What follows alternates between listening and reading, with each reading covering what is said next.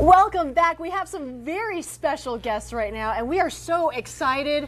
They're from Texas Roadhouse, and we have Adam over here who's teaching us how to make prime rib today. Isn't that right? Absolutely. Oh, that is a beauty. Okay, so too bad we don't have smell-o-vision because it just smells absolutely amazing. So a lot of people are having holiday parties, having friends and family coming over. So sometimes getting something together is really stressful. So something maybe a little bit on the easier side that may not necessarily take a whole lot of prep time or anything to get ready would just help a lot of people out. Absolutely, and that's kind of what I'm here for, is to kind of walk you through an easy recipe that will allow you guys at home or the viewers to kind of attempt this amazing prime rib for your families. So, all right. First things. So what do you got there? First things first. The selection of the loin is very important.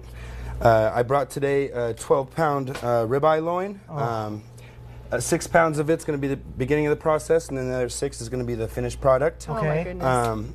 So now you're going to show us all the secrets of Texas Roadhouse. And when picking out your loin, you want to make sure that on the back here that most people skip is what is called moleskin. Okay. So you just want to take your boning knife and kind of just lay it flat in there and just kind of cut that out. Oh, okay. And that will allow a much better product. Kind of a little restaurant tip for you. Oh, very nice. Yeah, and some people will say, hey, we need to keep that little extra fat in there to kind of keep the fat's going to give it the flavor, absolutely. So after you do that, it's time to make a rub. All right, and is this the exact secret recipe? It's not the exact secret, but it's close. You'd have to take us out back and kill us if he revealed exactly. You'll never find us again. Yes, exactly. So pretty much what this rub consists of, you're going to have 2 tablespoons of our liquid smoke, 2 tablespoons of sugar, 2 tablespoons of black pepper, 1/4 cup of soy sauce, 1/4 cup of kosher salt, and 1/4 cup of minced garlic. Oh, nice. So when you say your liquid smoke, does that mean you made a special, or is it? No, just any normal liquid smoke would work. So 2 tablespoons of the first 3, and then the 1/4 cup of the last. Any chance that you guys sell yours? We don't. In case someone really loved it and wanted to take it home. You can get it. You can get it at any local store. Okay. So that's what we're smelling right now is liquid smoke. That smells divine. Absolutely. Oh yeah. Okay, so I know you're just talking about the moleskin on the side. Why is it that you guys cut that off for people at home who want to recreate this? The moleskin is a very tough piece of tendon on the back. Okay. It's not, you can't score it at all. So once you take that off, then it's going to allow it to be more tender. Gotcha. Okay. So how long do you marinate this for in the rub? So we're going to create the rub right now, which I'm going to need your help. Get a little dirty. Okay. Get a little dirty and just mash that up. All right. Ready. Here, do you want to give me a high five? You're doing great. You're doing great. No dripping. You have something on your face. Hold on a sec. Oh, thank you. All right. So looking good. The marinade is going to be a minimum of 4 hours, preferably overnight, to allow those ingredients to kind of adhere to the loin, give it more flavor. It's mixed. I just like doing this. But here, you want your rub back? Absolutely. Okay. So the next step is going to be to put an even coat on it. Very important that you get the sides. A lot of people are going to request that end cut. It's going to have the most flavor, so you want to rub that in, give it a nice little massage. In our family, we fight you for the end cut. Absolutely. We come at you. I'll fight you for it. Oh yeah, we'll fight you for it. You be ready. Nice. Flip it over there. Look at that technique. No, just kidding.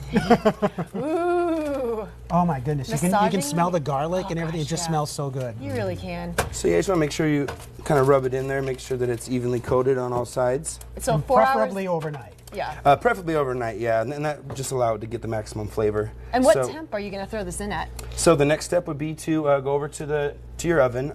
You're going to take the bottom rack and put it to the bottom, and then put the middle rack right there. Get one of these pans like so, fill it up with 2 cups of water, and then place your roasting pan with the prime rib on the center rack.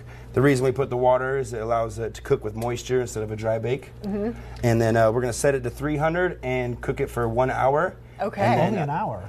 For 1 hour, and then you're going to temp it every 30 minutes after that. So you can use a stay-in thermometer. I brought a biotherm, something that we use at the store to to kind of keep the temp. And so once you're checking it after after that first hour, you're going to check it every half an hour, and then Gotcha. you're just looking for your desired doneness. Everybody kind of likes a different kind of temperature. 140 is going to be your medium rare to rare. 150. That's how I like it. Yeah. Medium rare. 150 is going to be your medium, 160 medium well, and then so on. Okay. So you're going to cook that, and then after you take it out of the oven, important, you want to let it rest a little bit. If you start carving into your prime rib when it's super hot, all those juices are just going to leak out everywhere. So let it rest about 20 to 30 minutes, and then you're more than welcome to start carving.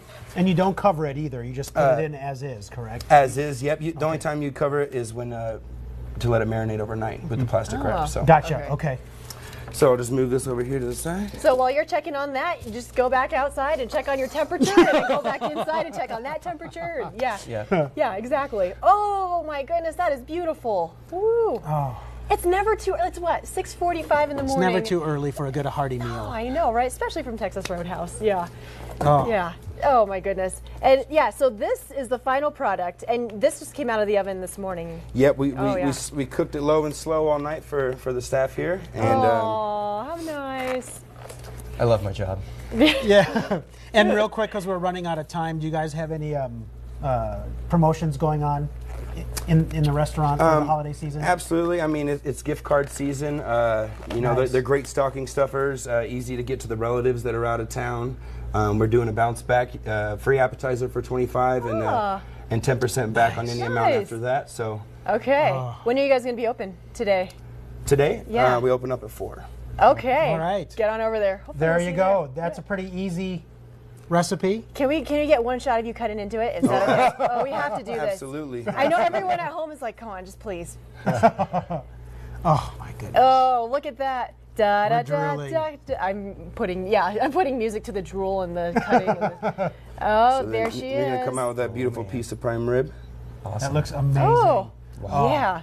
Thank you so much for stopping by. That is pretty easy. The ingredients weren't all that difficult.